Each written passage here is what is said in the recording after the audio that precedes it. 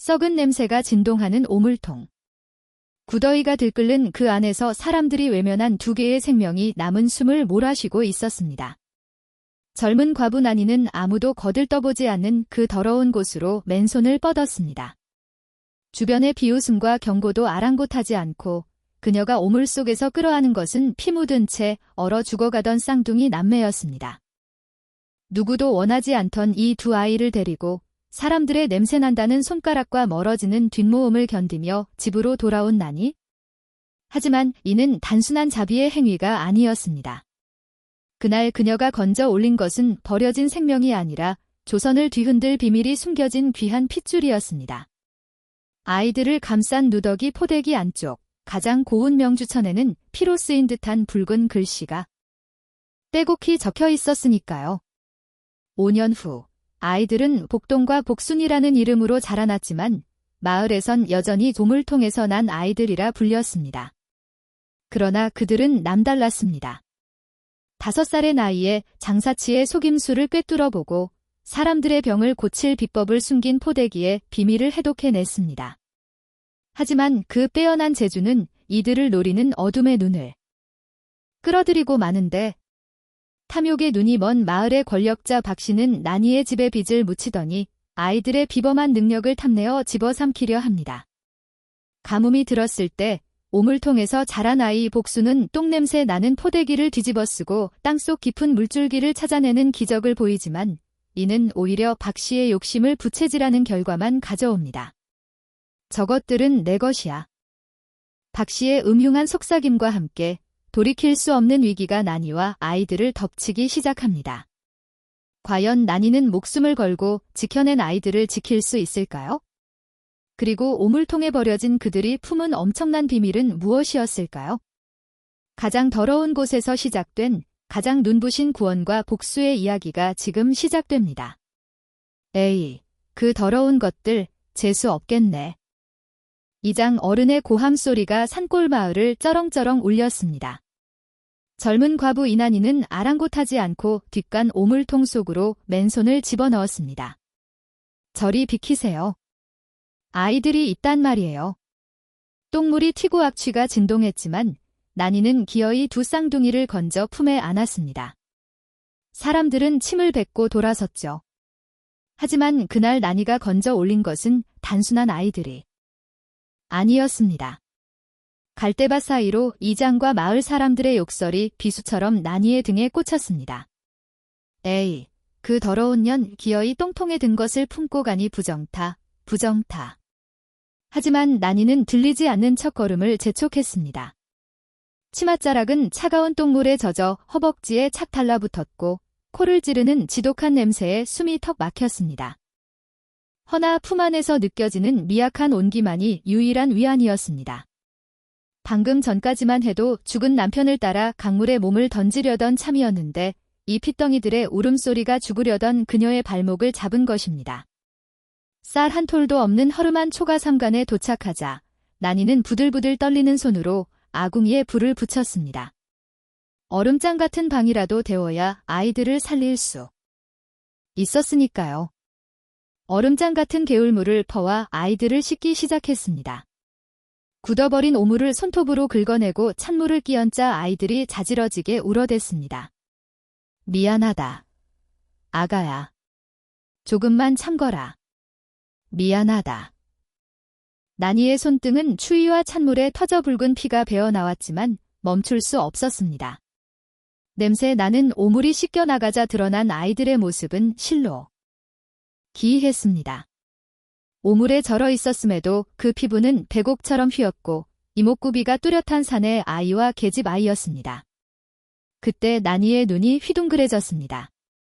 아이들을 감싸고 있던 포대기를 털어내던 순간이었습니다. 겉은 영락없는 넝마 조각이었는데 똥물을 씻어내고 뒤집어 보니 안감은 전혀 다른 천이었습니다. 밤눈에도 은은하게 윤기가 흐르는 최고급 명주천이 덧대어 있었던 것입니다. 일반 평민들은 평생 구경조차 하기 힘든 귀한 물건이었지요. 이 귀한 비단을 안감으로 쓰다니 보통 집안 자식들이 아니로구나. 나니는 직감했습니다. 누군가 신분을 숨기 위해 일부러 겉만 헌옷으로 위장해버린 것이 분명했지요. 비단 끝자락에는 붉은 실로 수가 정성스럽게 놓여 있었습니다. 아이가 오래 살기를 바라는 어머니의 간절한 마음이 담긴 자수였습니다. 어머니가 오죽했으면 오물통에 너희를 숨겼겠느냐? 필시 목숨이 경각에 달린 사연이 있었겠지. 난이는 장롱 깊숙한 곳에서 죽은 남편을 위해 지어두었던 속옷을 꺼내 아이들을 다시 감쌌습니다. 차가웠던 방 아랫목의 온기가 돌기 시작했습니다. 세 사람의 체온이 서로를 데우자 얼어붙었던 난이의 마음도 조금씩 녹아내렸습니다. 서방님을 잃고 따라 죽으려던 모진 목숨이 오물통에서 건진 핏덩이 2개로 이어지는 순간이었습니다. 난이는 곤히 잠든 아이들의 볼을 쓰다듬으며 나지막이 속삭였습니다. 오물통에서 복을 건졌으니 사내이는 복동이라 하고 계집아이는 복순이라 하자구나. 바깥바람은 여전히 흉흉하게 울부짖었지만 난이의 오막살이 안에서는 가늘지만 끈질긴 생명의 숨소리가 새근새근 피어올랐습니다. 마을 사람들은 재수 없다며 침을 뱉었지만 난이가 건져 올린 것은 단순한 아이들이 아니었습니다. 무심한 세월은 흐르는 강물과 같아서 어느덧 5번의 해가 바뀌었습니다. 그날 밤 오물통에서 건져진 핏덩이들은 난이의 거친 손마디와 헌신 속에서 무럭무럭 자라났습니다. 비록 오물통에서 주워온 자식이라는 꼬리표가 붙어 마을 아이들의 놀림감이 되기 일쑤였으나 복동이와 복순이는 남달랐습니다. 난이가 밤새 삭바느질을 하여 겨우 마련한 묽은 죽을 먹으면서도 아이들의 눈망울은 밤하늘의 별처럼 총기 있게 빛났지요. 난이는 그 눈빛을 볼 때마다 가슴 한구석이 서늘해지는 것을 느꼈습니다. 천한 이들은 멍청하고 우직해야 목숨을 부지하기 쉬운 법인데 이 아이들은 가르치지 않은 것을 스스로 깨우치는 기함을 보였기 때문입니다. 찬바람이 불어 옷깃을 파고들던 어느 장날이었습니다. 자, 골라. 동해에서 갓 잡아온 싱싱한 고등어 2마리에 한 양이요. 시들지 않은 배추 왔어요. 상주 읍내 장터는 물건을 사고 파는 사람들로 북적대고 있었습니다.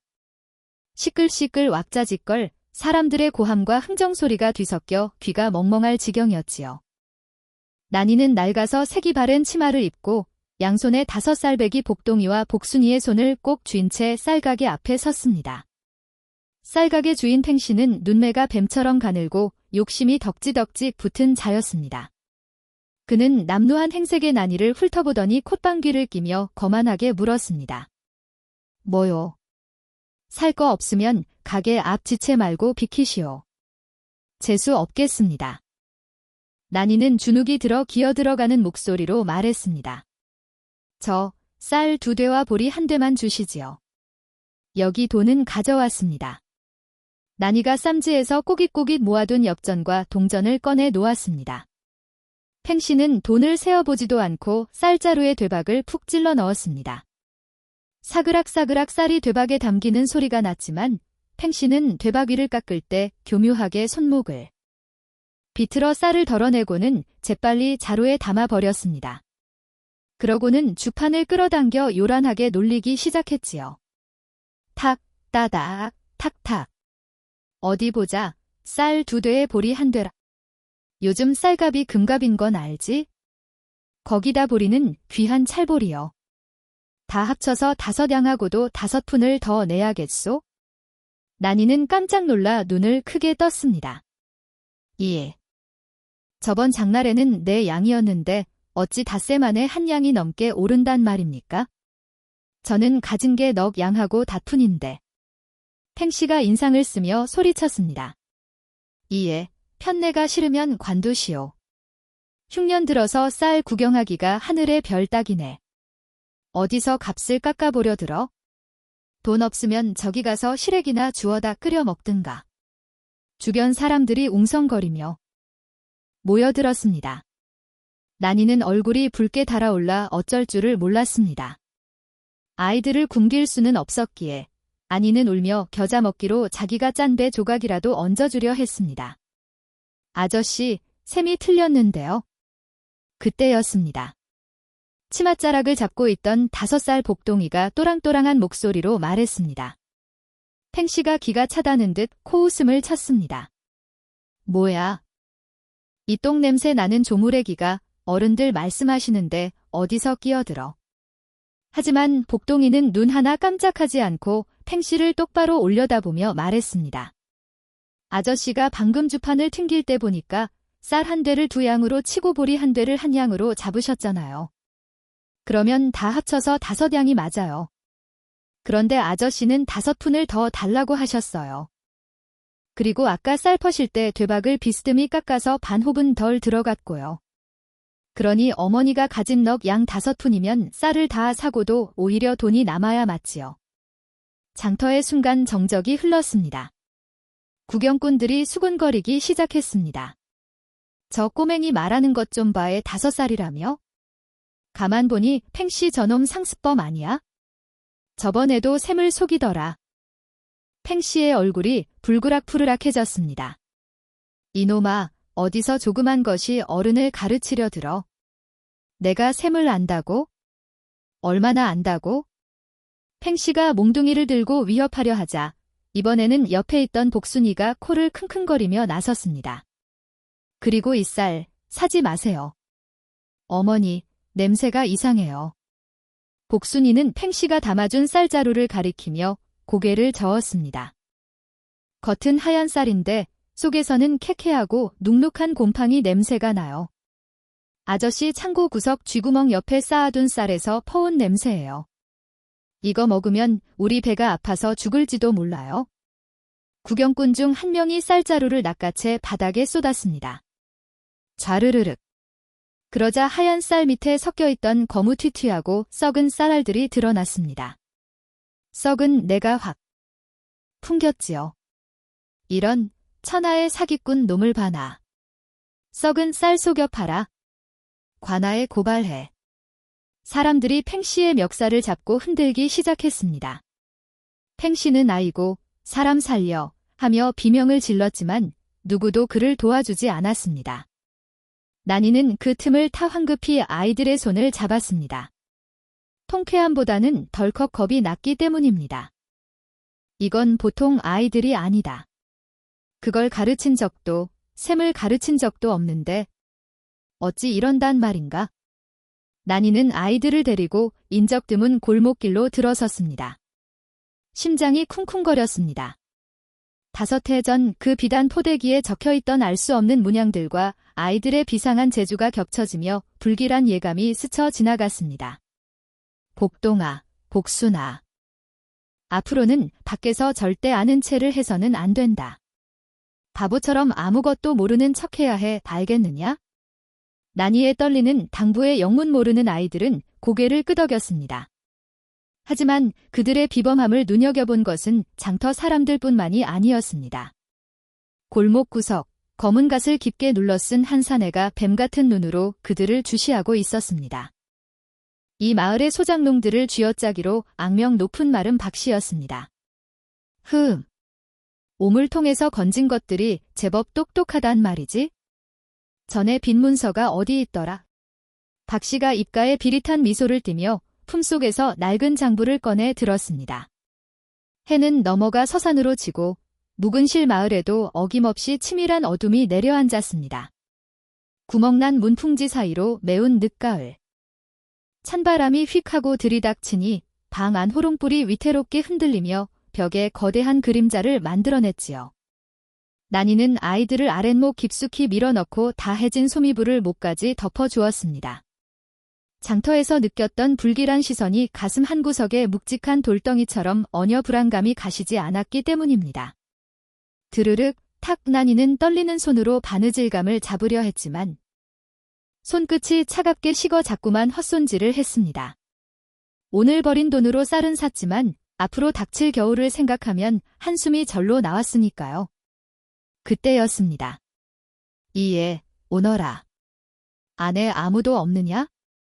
정적을 깨고 살인문을 걷어차는 소리가 요란하게 울려 퍼졌습니다. 쾅. 난이가 깜짝 놀라 바늘에 손가락을 찔리고 말았습니다. 핏방울이 맺힐 새도 없이 방문이 거칠게. 열리며 찬바람과 함께 역한 술 냄새가 방 안으로 훅 끼쳐 들어왔습니다. 아니, 이 밤중에 누구시오? 마름 어르신. 난이는 황급히 자리에서 일어나 고개를 조아렸습니다. 문 앞에 서 있는 것은 마을의 소장농들을 쥐락펴락하는 마름 박씨였습니다. 그는 갓을 삐딱하게 쓴 채 누런 이빨을 드러내며 비릿한 웃음을 흘리고 있었지요. 그의 뒤로는 횃불을 든 건장한 하인 두 놈이 버티고 서 있어 위험을 더했습니다. 헉, 과부 혼자 사는 집이라 그런지 온기가 하나도 없구만. 그래, 장터에서 재미 좀 봤다지? 박 씨는 신발도 벗지 않은 채 흙투성이 발로 방 안으로 성큼 들어왔습니다. 저벅저벅. 그가 걸음을 옮길 때마다 바닥에 깔린 멍석이 비명을 지르는 듯 했습니다. 난이는 본능적으로 아이들이 자고 있는 쪽을 몸으로 가리며 뒷걸음질 쳤습니다. 어르신, 신발을. 그리고 아이들이 자고 있습니다. 용건이 있으시면 밖에서. 어허. 이 애가 어디서 감히 오라가라야? 박 씨가 눈을 부릅뜨며 소리치자 자고 있던 척하던 복동이와 복순이가 움찔하며 서로의 손을 꼭 잡았습니다. 박 씨는 그 모습을 곁눈질로 힐끔 보더니 입맛을 다시며 말했습니다. 듣자 하니 내가 오물통에서 건진 그 핏덩이들이 샘을 기가 막히게 한다더구나. 내 그 소문을 듣고 곰곰이 생각해보니 죽은 내 서방놈 생각이 나지 뭐냐. 난이의 눈동자가 흔들렸습니다. 제 남편이 왜 나오는지요? 박 씨는 품속에서 꼬깃꼬깃한 한지를 꺼내 난이 코앞에 탁 하고 던졌습니다. 종이는 누렇게 변색되어 있었고 먹물 자국이 선명했습니다. 이게 무엇입니까? 보면 모르느냐? 빈 문서라. 내 서방놈이 죽기 전에 내게 빌려간 돈이 원금만 50냥이다. 이자는 쳐주지도 않았으니 고맙게 생각해야지. 50냥이라니요. 난이는 눈앞이 캄캄해졌습니다. 한 양이면 초가집을 열 채는 사고도 남을 큰돈이었습니다. 평생 흙만 밟고 살던 남편이 그런 큰돈을 만져봤을 리가 없었습니다. 그럴 리 없습니다. 제 남편은 평생 남의 돈 한 푼 탐내지 않는 사람입니다. 병으로 누웠을 때도 약값을 빌리지 못해 그대로 가셨는데 50냥이라니요. 이건 모함입니다. 난이의 절규에 박 씨는 코웃음을 쳤습니다. 허, 인연이 관아에 가서 매를 당해봐야 정신을 차리겠구나. 약값을 못 쓴 게 아니라 약값을 내 판에 다 쏟아부었으니 없지. 여기 손도장까지 찍혀 있는데 발뺌을 해. 박 씨가 내민 종이 끝에는 정말로 붉은 손도장이 찍혀 있었습니다. 하지만 난이는 알 수 있었습니다. 남편의 손가락은 바늘로 마디가 굵고 거칠었는데 저 도장은 너무나 작고 매끄러웠으니까요. 이건 거짓입니다. 억지 부리지 마십시오. 억지. 좋다. 정 못 믿겠으면 관아로 가자구나. 대신 관아에 끌려가면 너는 관비가 될 것이고 저 똑똑한 놈들은 평생 내 집 노비로 썩게 될 거다. 허나 내가 인심 써서 제안 하나 하지? 박 씨가 난이의 턱을 거칠게 잡아 올렸습니다. 그의 눈빛이 탐욕으로 번들거렸습니다. 내가 내 첩으로 들어오면 빚은 없던 걸로 해주마. 그리고 저 놈들은 내 집 마당이나 쓸게 해주지.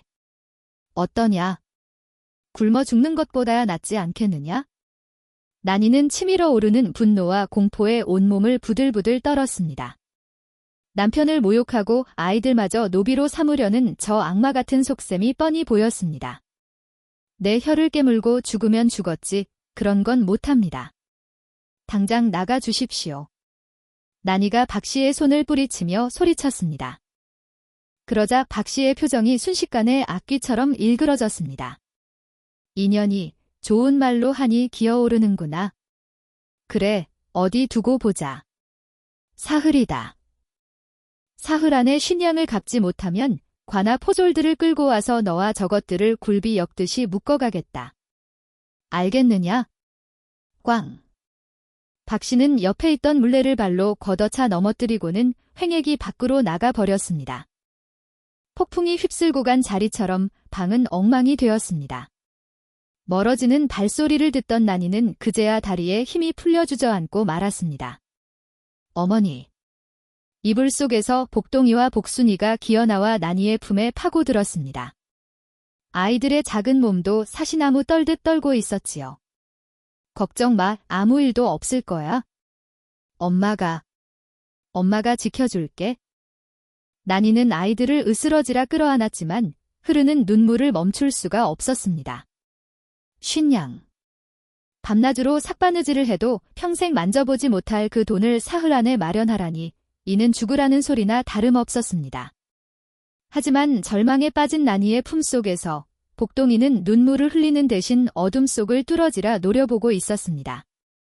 그리고 조용히 코를 킁킁거리던 복순이가 아주 작은 목소리로 속삭였습니다. 오빠, 저 종이 냄새 이상하지 않아? 복동이 또한 고개를 끄덕였습니다. 방금 박씨가 흔들고 간 그 낡은 종이에서 아주 미세하지만 낯선 향기가 났기 때문입니다. 그것은 오래된 종이의 묵은내가 아니라 방금 막 가라앉은 향긋한 먹물 냄새였습니다.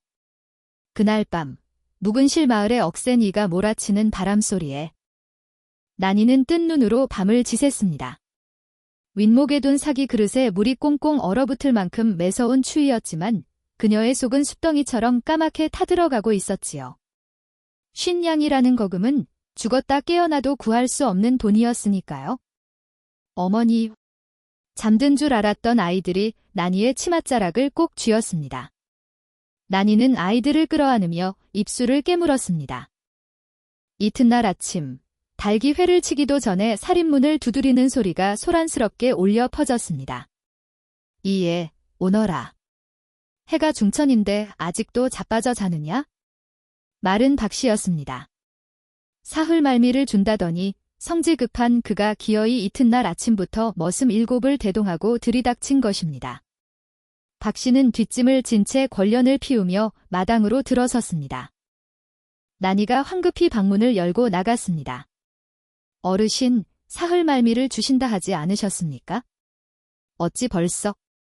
내 마음이다. 내가 밤사이 도망이라도 갈까 싶어 잠이 오겠느냐? 오늘 당장 관아에 가서 공증을 받던지 아니면 내 집 안방으로 들어오던지 결판을 내자구나. 박씨는 어제 그 누런 종이를 다시 꺼내어 펄럭였습니다. 아침 햇살에 비친 종이는 낡고 해져서 누가 봐도 10년은 묵은 문서처럼 보였습니다. 자, 보아라. 이 명백한 증거를 두고도 발뺌하려느냐? 내 서방이 쓴 글씨가 아니면 내 손에 장을 지지 마. 박씨가 종이를 난이 코앞에 들이밀며 위협했습니다. 그를 모르는 난이는 그저 가슴을 치며 울먹일 뿐이었습니다. 저는 그를 모릅니다. 허나 제 남편은 절대 빚을 질 사람이... 어르신, 잠시만요. 방 안에 있던 복동이가 마루로 내려와 박씨 앞을 가로막았습니다. 5살배기 아이치고는 지나치게 차분한 눈빛이었습니다. 뭐냐? 오물통에서 나온 놈이 어른들 말씀하시는데 끼어들기는? 박씨가 코웃음을 쳤지만 복동이는 아랑곳하지 않고 또랑또랑한 목소리로 말했습니다. 그 종이. 제가 좀 자세히 봐도 되겠습니까? 허허, 이놈아. 그것도 안다는 게냐? 박씨는 비웃으며 종이를 아이의 눈앞에 흔들었습니다. 복동이는 뒷짐을 진 채 그 종이를 뚫어지라 쳐다보았습니다. 이상하네요. 아버지가 돌아가신 지 5해가 넘었습니다. 그런데 종이는 누렇게 바랬는데 글씨는 어찌 이리도 선명합니까? 복동이의 지적에 박씨의 눈썹이 꿈틀했습니다. 그거야 보관을 잘했으니 그렇지. 항아리에 넣어두었단 말이다. 항아리요? 복동이가 고개를 갸웃거렸습니다. 종이가 습기를 먹어 바스러질 정도인데 먹물은 번짐 하나 없이 깨끗하군요. 마치 어제 쓴 것처럼 말입니다. 이놈이 어디서 말대꾸를. 박씨가 버럭 소리를 질렀지만 복동이는 물러서지 않고 코를 벌씀거렸습니다. 그때 복동이의 뒤에서 복순이가 나타나 박씨의 도포 자락 쪽으로 다가갔습니다. 오빠 말이 맞아요. 종이에서 향긋한 송진 냄새가 나요. 복순이의 말에 박 씨가 훌쩍 놀라 뒷걸음질 쳤습니다. 송진 냄새라니. 그게 무슨 헛소리냐? 복순이는 박 씨의 오른쪽 소매를 손가락으로 가리키며 쏘아붙였습니다. 어르신 소매에서도 같은 냄새가 나는데요. 이건 저작거리 필방에서 파는 비싼 청송먹 냄새잖아요. 어제 장터에서 제가 맡아본 그 냄새랑 똑같아요. 5년 묵은 먹물에서 어찌 어제 가래낸 먹 냄새가 나요? 순간 정적이 흘렀습니다. 마당에 있던 머슴 7이 눈을 동그랗게 뜨고 박 씨와 아이들을 번갈아 보았습니다. 묵은 종이는 눅눅한 냄새가 날 법인데 쾌쾌한 먹물 냄새가 진동한다는 것은 방금 썼다는 명백한 증거였습니다. 박 씨의 얼굴이 불그락푸르락해졌습니다. 식은땀이 관자놀이를 타고 주르륵 흘러내렸지요. 어린아이들이 먹냄새와 종이의 상태를 구분해낼 줄은 꿈에도 몰랐던 것입니다. 이 요망한 것들이. 할 말이 없어진 박 씨는 쥐고 있던 종이를 황급히 품속에 구겨 넣었습니다. 논리로 반박할 수 없으니 이제 남은 것은 힘뿐이었습니다. 어디서 말도 안 되는 소리를 짓거려? 감히 양반의 말을 의심해? 내년이 자식 교육을 어떻게 시켰길래 이따위 망발을 하느냐? 박 씨가 고래고래 소리를 지르며 난이에게 덤벼들었습니다. 하지만 그의 손끝은 미세하게 떨리고 있었습니다. 자신의 치부가 어린아이들에게 들통났다는 수치심과 당혹감이 비섞인 분노였습니다. 난이는 본능적으로 아이들을 등 뒤로 감추었습니다. 어르신, 아이들이 철이 없어 한 소리니 노여움을 푸십시오. 허나 문서는 다시 살펴보는 게 시끄럽다. 닥쳐. 박 씨가 발을 구르며 땅을 내리찍었습니다. 위조가 들통날 위기에 처하자 그는 더욱 무리하고 잔인한 방법을 쓰기로 작정한 것입니다. 좋다. 내년들이 기어이 매를 벌고 싶어 환장을 했구나. 내 오늘 관아에 고발하려 했으나 그 전에 내 빚을 몸으로라도 때우게 해주마. 칠성아. 괭이랑 삽을 가져오라. 예. 삽은 어디다 쓰시려고요? 박 씨는 입가에 비릿한 미소를 띠며 난이와 아이들을 노려보았습니다. 우리 집 뒷산 텃밭에 우물이 말라 골치였는데 잘 되었다. 내년과 저 요물들이 내 밭에 우물이 터질 때까지 땅을 파거라. 물이 나올 때까지. 밥 한 톨 물 한 모금도 없을 줄 알아라. 감옥으로 마을의 모든 우물이 말라버린 지 오래였습니다. 장정 10명이 달라붙어도 힘든 일을 여인과 아이들에게 시키겠다는 것은 사실상 말려 죽이겠다는 선포나 다름없었습니다. 난이는 자리에 주저앉아 땅을 쳤습니다. 그런 억지가 어디 있습니까? 이 가뭄의 땅을 파서 물을 찾으라니요. 싫으면 지금 당장 내 안방으로 들어오던가. 선택은 내년이 하는 것이다. 박 씨는 포악스러운 웃음을 흘리며 대문을 박차고 나갔습니다. 그의 옷자락에서 아이들이 지적했던 그 비릿하고 향긋한 먹물 냄새가 바람을 타고 희미하게 흩어졌습니다. 난이는 절망에 빠져 고개를 떨궜습니다. 위기를 넘겼나 싶었더니 더 큰 산이 앞을 가로막은 꼴이었습니다. 하지만 그때 복순이가 난이의 젖은 손등 위에 자신의 작은 손을 포개었습니다. 걱정 마세요, 어머니. 아이의 눈은 맑았지만 그 깊은 곳에는 범상치 않은 기운이 서려 있었습니다. 땅 속에도 길이 있어요. 제가 물냄새를 맡을 수 있거든요. 캉. 날카로운 쇠붙이 소리가 박 씨의 뒷산 텃밭을 갈랐습니다. 비가 오지 않아 쩍쩍 갈라진 땅은 흡사. 무쇠처럼 단단하게 굳어 있었습니다. 난이는 칠성이가 몰래 던져주고 간 녹슨 괭이를 들어 땅을 내리찍었지만 흙원기만 폴폴 날릴 뿐 날은 깊이 박히지도 못하고 튕겨져 나왔습니다. 아이고, 힘을 좀 써보게나. 밥 먹고 하는 일이 그저 바느질 뿐이니 괭이질이 될 턱이 있나? 마른 박 씨는 텃밭 언덕 정자에 비스듬히 누워 곰방대를 물고 킥킥거렸습니다. 그의 옆에는 껍질을 깎은 곶감이 먹음직스럽게 놓여 있었지만 텃밭 아래 땀을 비오듯 흘리는 난이와 아이들에게는 물 한 모금도 주어지지 않았습니다. 난이의 손바닥은 이미 물집이 잡혔다 못해 터져 피가 배어 나왔습니다. 괜히 자루를 쥔 손이 부들부들 떨렸지만 멈출 수는 없었습니다.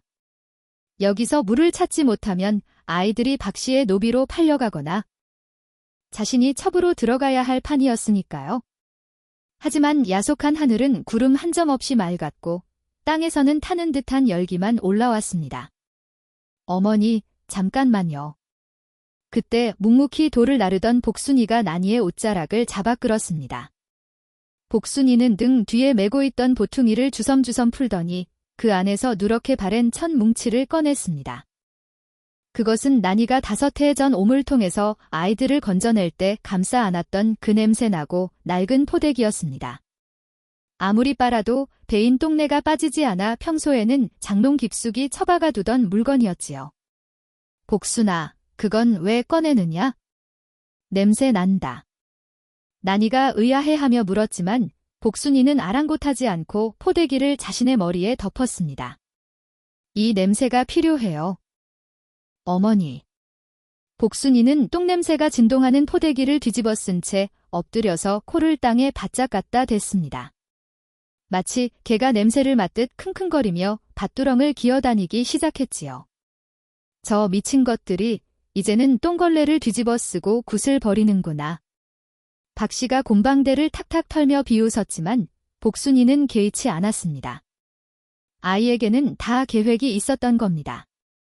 메마른 땅에서 올라오는 흙냄새와 풀린내가 너무 강해 미세한 물냄새를 맡을 수 없자 차라리 익숙하고 지독한 똥냄새로 코를 마비시켜 잡내를 없애고 그 틈새로 올라오는 아주 희미한 습기만을 잡아내려 했던 것입니다. 사각사각. 복순이가 거친 땅 위를 기어가는 소리만 들릴 뿐 사방은 쥐 죽은 듯 조용해졌습니다. 난이도 심지어 비웃던 박 씨도 기이한 행동에 입을 다물고 지켜보았지요. 복순이는 밭의 동쪽 끝에서 서쪽 끝까지 포대기 속에서 가쁜 숨을 몰아쉬며 이동했습니다. 그러다 문득 밭 한가운데 툭 튀어나온 바위 옆에서 멈췄습니다. 여기요. 복순이가 포대기를 쓴 채 웅얼거렸습니다. 여기서 비냄새가 나요. 아주 깊은 곳에서 흙이 숨을 쉬고 있어요. 박 씨가 코웃음을 쳤습니다. 이놈이 돌았구나. 거기는 밭에서도 제일 높은 곳이고 바위 투성이다. 물은 낮은 곳으로 흐르는 법인데 바위 밑에 물이 있다고? 내 참 기가 막혀서 원. 하지만 난이는 주저하지 않았습니다. 제 뱃속으로 낳진 않았어도 가슴으로 키운 자식입니다. 아이들의 영민함은 이미 쌀가게 팽씨의 먹물 사건으로 증명되지 않았던가요? 비켜라, 복순아. 난이는 이를 악물고 마지막 남은 힘을 짜내어 복순이가 가리킨 곳을 향해 괭이를 높이 쳐들었습니다. 깡. 첫 번째 괭이질에 불꽃이 튀었습니다.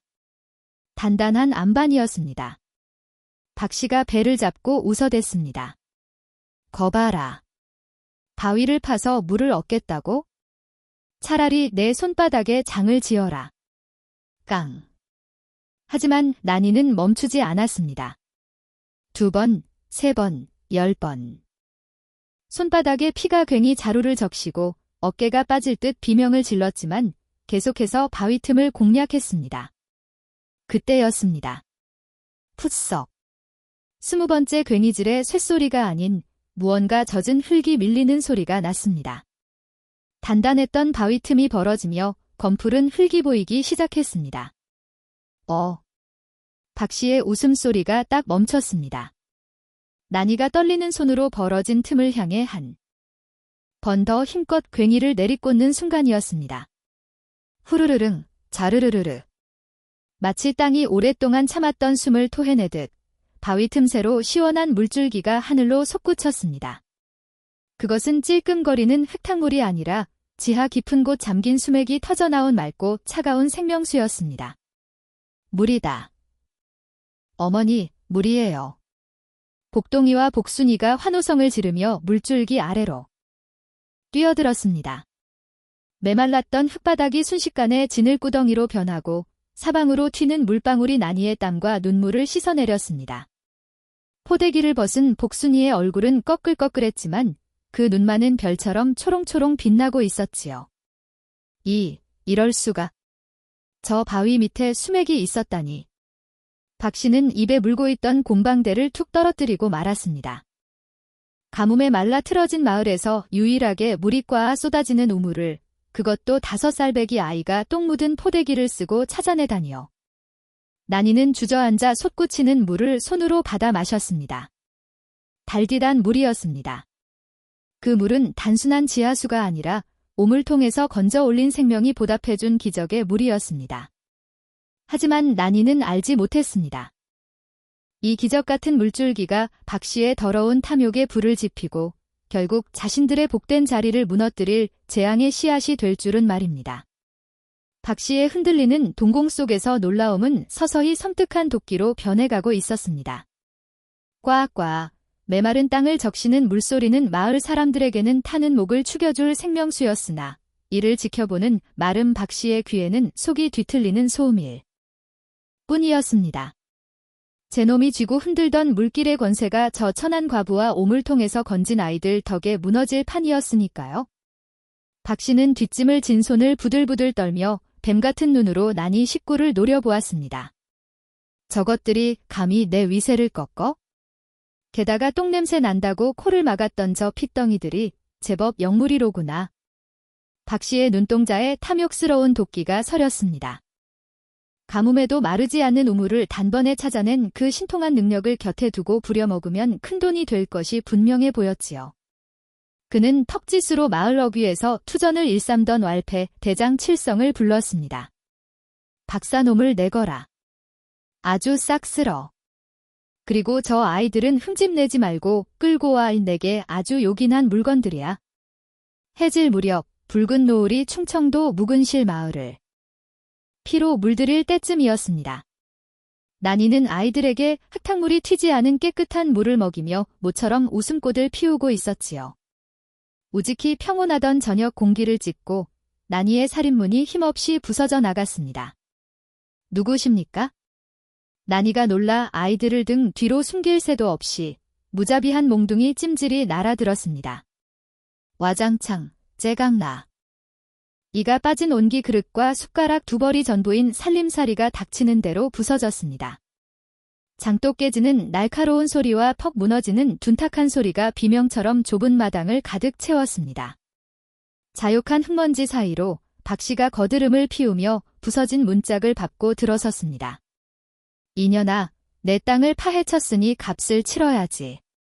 물은 마을 사람들 몫이 되었으니 땅값은 내야 할 것 아니냐?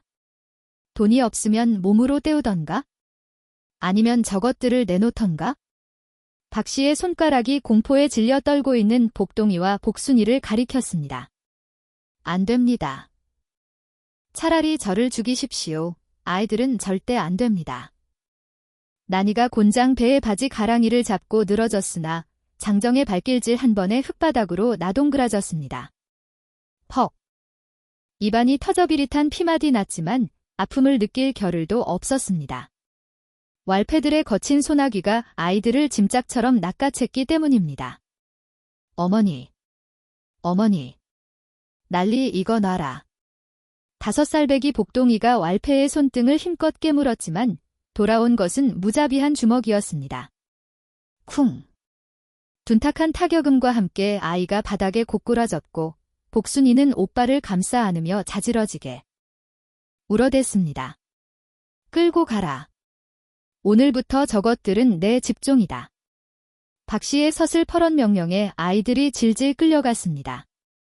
난이는 땅을 긁으며 기어가 박 씨의 신발을 붙잡았습니다. 조난이 뒤집혀 피가 흐르는 것도 모른 채 짐승처럼 울부짖었지요. 박얼은 제발. 살려만 주십시오. 제발. 새끼들만은. 진작에 기어오르지 말았어야지. 늦었다. 박 씨는 매몰차게 발길질을 하여 난이를 떼어냈습니다. 힘없이 밀려난 난이의 머리가 마당석에 부딪혔고 흐릿해지는 시야 너머로 멀어지는 아이들의 울음소리만이 윙거리는 이명과 섞여 아득하게 들려왔습니다. 아이들이 끌려간 자리에는 부서진 울타리, 조각과 난이가 흘린 붉은 선열만이 낭자하게 남아있었습니다. 담장 너머로 이 끔찍한 광경을 지켜보던 마을 사람들은 박 씨의 권세가 두려워 누구 하나 나서지 못하고 입을 틀어막은 채 숨죽여 있을 뿐이었습니다. 다가오는 늦가을 찬바람이 부서진 집 안으로 들이닥쳐 기절한 난이에 젖은 치맛자락을 시게 흔들고 지나갔습니다. 하늘에는 무심하게도 둥근 달이 떠올라 폐허가 된 집과 피투성이가 된 어미를 비추고 있었지요. 하지만 박 씨는 몰랐을 것입니다. 자신이 오늘 집어삼킨 그 부서진 울타리가 훗날 자신의 목을 조여 올 거대한 올가미의 시작이 될 줄은 꿈에도 상상하지 못한 채 콧노래를 흥얼거렸습니다. 철커덕 쿵. 육중한 쇠빗장이 채워지는 소리가 차가운 공기를 갈랐습니다. 박 씨 집 뒷마당 구석진 곳에 자리한 광은 빛 한 점 들지 않는 감옥이나 다름없었지요. 밖에서는 매서운 늦가을 바람이 문틈을 비집고 들어와 윙 귀신 우는 소리를 내었고 안에서는 킨 곰팡이 냄새와 오래된 곡식 썩는 냄새가 코를 찔렀습니다. 박 씨는 아이들에게 거적대기 하나 던져주지 않고 매몰차게 문을 잠가버린 것입니다. 오빠, 나 무서워. 어머니는 괜찮으실까? 아까 피를 너무 많이 흘리셨어. 복순이가 오들오들 떨며 복동이의 옷자락을 움켜쥐었습니다. 어둠 속에서 복동이는 동생의 작은 손을 꼭 잡았습니다. 5살이라기엔 지나치게 의젓한 눈빛이었지만 그 역시 겁이 나기는 마찬가지였습니다. 하지만 복동이는 울지 않았습니다. 어머니가 피를 흘리며 쓰러지던 마지막 모습을 똑똑히 보았기 때문이지요. 자신이 여기서 무너지면 동생까지 죽는다는 것을 본능적으로 알았습니다. 걱정 마, 어머니는 강한 분이야. 우리를 위해서라도 꼭 일어나실 거야. 그러니 우리는 여기서 살아있어야 해, 알겠지? 복동이가 주변을 더듬거렸습니다. 바닥에는 거친 지푸라기와 깨진 항아리 조각들이 널려 있었습니다. 냉기가 집신 밑창을 뚫고 올라와 발가락이 얼어붙을 지경이었지요. 어둠 속에서 하얀 입김이 뿜어져 나왔습니다. 너무 추워. 복순이가 딱 부딪히는 소리가 요란하게 났습니다. 그때였습니다. 복순이가 품속에 소중히 안고 있던 무언가를 주섬주섬 꺼냈습니다. 바로 그 똥 묻은 포대기였습니다. 어머니가 아이들을 오물통에서 건져낼 때 감싸 안았던 마을 사람들이 더럽다고 손가락질하던 그 낡은 천 조각 말입니다. 겉보기엔 누더기 같고 키하게 지린내도 났지만 이상하게도 이 포대기만 덮으면 마음이 편안해지곤 했지요. 이거라도 덮자. 냄새는 좀 나지만 따뜻해. 복순이가 포대기를 펼쳐 복동이와 함께 머리 위로 뒤집었었습니다. 둘은 서로의 체온에 의지해 웅크리고 앉았습니다.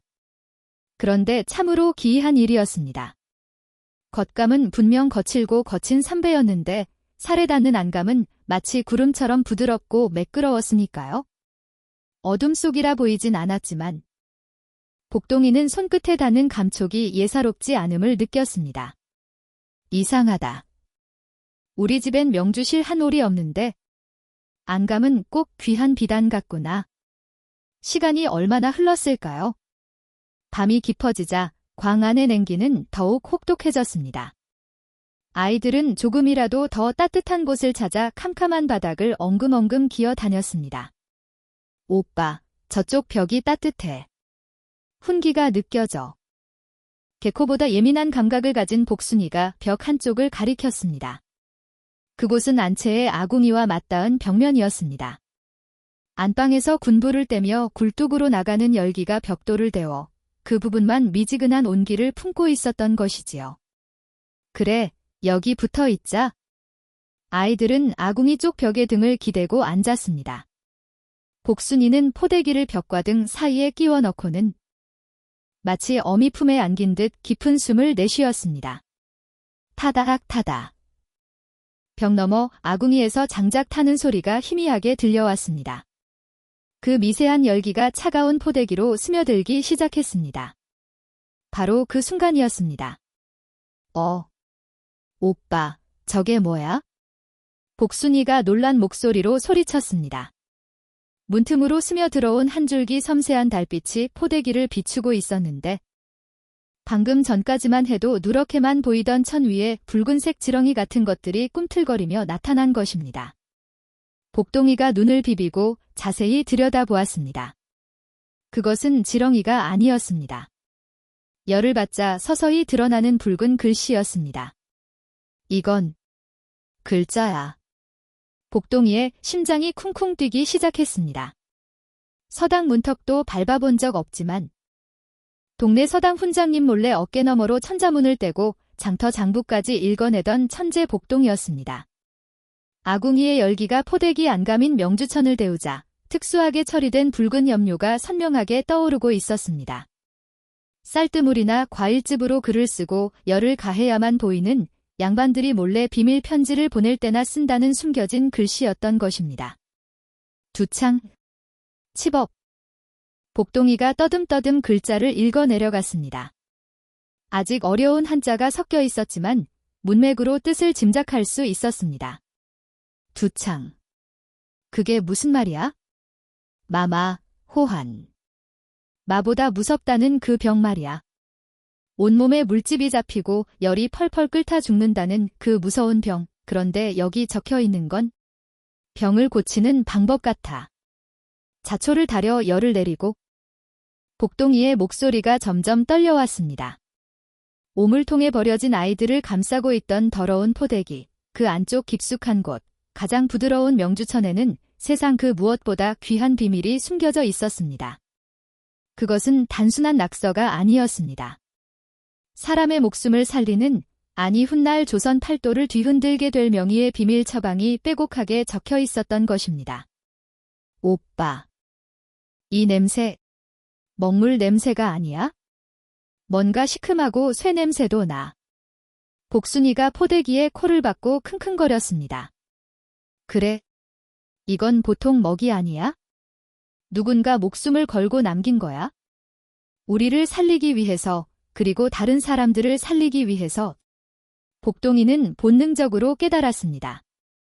자신들이 오물통에 버려진 것은 버림받은 것이 아니라 누군가로부터 지켜지기 위함이었다는 것을요. 가장 더러운 곳이 가장 안전한 곳이었고 가장 하찮아 보이는 물건이 가장 귀한 보물이었던 셈입니다. 밖에서는 흉흉한 바람소리가 문풍지를 때렸지만 아이들의 눈은 붉게 빛나는 글씨를 따라 빠르게 움직이고 있었습니다. 그때였습니다. 광 밖에서 다급한 비명과 함께 짖는 소리가 들려왔습니다. 꿀꿀싹. 사람 살려. 아이고, 나 중병이다. 역병이다. 단순한 짐승의 울음소리가 아니었습니다. 무언가 끔찍한 재앙이 마을을 덮치고 있다는 불길한 징조였지요. 복동이는 포대기를 더욱 꽉 쥐었습니다. 이 붉은 글씨가 가리키는 재앙, 두창의 그림자가 묵은실 마을 입구까지 들이닥친 것입니다. 포대기 속 붉은 글씨가 마치 살아서 꿈틀거리는 듯 했습니다. 이제 5살 꼬마들의 손에 마을 사람들의 목숨줄이 쥐어지게 된 것입니다. 광 안 공기는 여전히 차가웠으나 아이들의 가슴 속에서는 뜨거운 무언가가 솟구쳐 올랐습니다. 복동이는 붉은 글씨를 눈에 새기며 다짐했습니다. 이 광을 나가는 순간 세상은 달라질 것이라고 말입니다. 아이고, 내 새끼가 불덩이여. 누가 좀 살려주수. 찢어질 듯한 비명소리가 묵은실 마을의 차가운 밤길을 갈랐습니다. 그 소리는 하나가 아니었습니다. 동쪽 집에서 곡소리가 나면 서쪽 집에서 비명이 터지고 남쪽 음막에서 살려달라 애원하면 북쪽 기와집 대문이 쾅 닫히는 소리가 들려왔지요. 마치 저승사자가 마을 한복판에 돌림판을 틀고 앉아 명부를 펼쳐든 형국이었습니다. 광 안에 갇힌 복동이와 복순이는 숨을 죽였습니다. 문틈으로 스며드는 바람 냄새가 달라졌기 때문입니다. 오빠, 냄새가 역해. 썩은 내가 나고 살코기 타는 냄새도 나. 복순이가 코를 막으며 웅크렸습니다. 그것은 단순한 악취가 아니었습니다. 살점이 짓무르고 고름이 터지는 죽음의 냄새였습니다. 조선 팔도 백성들이 가장 두려워한다는 호환, 마마, 바로 두창이 이 외진 산골 마을을 덮친 것입니다. 그 시각, 마른 박 씨는 사랑방 문을 벌컥 열어젖혔습니다. 무슨 일이냐? 왜 이리 소란스러워? 하인이 사색이 되어 달려왔습니다. 나으리, 큰일 났습니다요. 아랫마을 김서방의 막둥이가 열이 펄펄 끓다니 온몸에 파달 같은 게 돋아났답니다. 마마입니다. 역병이 돌았습니다요. 보통 사람이라면 기겁을 하고 도망칠 일이었으나 박 씨의 눈은 오히려 뱀처럼 번들거렸습니다. 그는 뒷짐을 지고는 입가에 비릿한 미소를 띄었지요. 허허, 올 것이 왔구나. 내 점쟁이 말을 듣고 미리 약재를 쟁여두길 잘했지. 당장 창고지기에게 이르거라. 자초, 승마, 감초, 털끝 하나라도 내 허락 없이 반출하면 목을 칠 것이라고. 하오나, 이 사람이 죽어나가는데 이놈이 약값이 금값이 될 터인데 지금 자선사업이라도 하란 말이냐? 쌀 10섬을 가져오지 않는 놈에겐 약재 찌꺼기도 주지 마라. 사람의 목숨보다 돈 냄새를 먼저 맡는 박 씨의 탐욕은 역병보다 더 지독했습니다. 한편 광 앞을 지키던 왈패놈도 순박한 마음씨를 지녔기에 마을 분위기에 안절부절 못하고 있었습니다. 그때 어둠 속에서 누군가 달려와 왈패의 옷자락을 붙잡았습니다. 여보게, 칠성이 아비. 우리 칠성이가 피를 토해요. 아내의 울부짖음에 왈패는 들고 있던 몽둥이를 바닥에 내팽개쳤습니다. 박 씨의 돈도 좋지만 제 새끼가 죽는다는데 눈앞에 버리는 게 있겠습니까? 이런 제기랄. 빽. 왈패가 집 쪽으로 내달리자 광 앞은 텅 비게 되었습니다. 지금이야, 복순아. 나가자. 복동이가 문을 힘껏 밀었습니다. 낡은 경첩이 끼익, 비명을 지르며 열렸습니다. 아이들은 붉은 글씨가 새겨진 포대기를 둘둘 말아 품에 안고 어둠 속으로 획 빠져나갔습니다. 찬바람이 뺨을 때리고 거친 자갈이 발바닥을 찔렀지만 멈출 수 없었습니다. 마을은 그야말로 아수라장이었습니다. 횃불이 어지럽게 춤을 추고 아이를 업고 뛰는 어미들의 그림자가 도깨비처럼 일렁였습니다. 아이들은 무너진 집터 쪽으로 달렸습니다. 집은 박씨 놈들이 다 부수어 기둥만 앙상하게 남았지만 그 자리엔 누군가 웅크리고 앉아 흐느끼고 있었습니다. 복동아, 복순아, 난이었습니다. 아이들이 끌려간 뒤 정신을 잃었다가 깨어난 난이는 찢어진 치맛자락을 질끈 동여매고 박씨의 집으로 쳐들어가려던 참이었습니다. 어머니. 제 식구는 서로를 부둥켜 안고 한참을 울었습니다. 난이의 손은 피투성이가 되어 있었고 아이들의 얼굴은 숯검정 범벅이었지요. 살아 있었군. 내 새끼들, 무사했군. 난이는 아이들의 얼굴을 닦아주며 하염없이 눈물을 흘렸습니다. 그때 복동이가 품속에서 낡은 포대기를 꺼내 들었습니다. 어머니, 울 때가 아니에요. 이것 좀 보세요. 복동이는 주변에 굴러다니는 깨진 기와 조각의 마른 풀을 모아 불을 붙였습니다. 작은 불꽃이 타오르자 복동이는 포대기 안감을 불기운에 가까이 대었습니다. 스르르. 난이의 눈이 휘둥그레졌습니다. 늘어진 천 위로 붉은 글씨가 피줄처럼 선명하게 떠오르는 것이 아니겠습니까? 이게 도대체 뭐란 말이냐? 두창 치법이에요. 마을을 고치는 방법이에요. 어머니, 아까 광에서 읽어봤는데 박씨 아저씨가 창고에 쌓아둔 약초들이랑 산의 흔한 풀들을 섞으면 약을 만들 수 있대요. 난이는 떨리는 손으로 포대기를 어루만졌습니다. 5해 전 오물통 속에 버려져 있던 핏덩이들, 구더기가 들끓는 오물 속에서 건져낸 이 아이들이, 그리고 그 아이들을 감싸고 있던 이 더러운 천 조각이 사실은 세상을 구할 똥아줄이었다니요.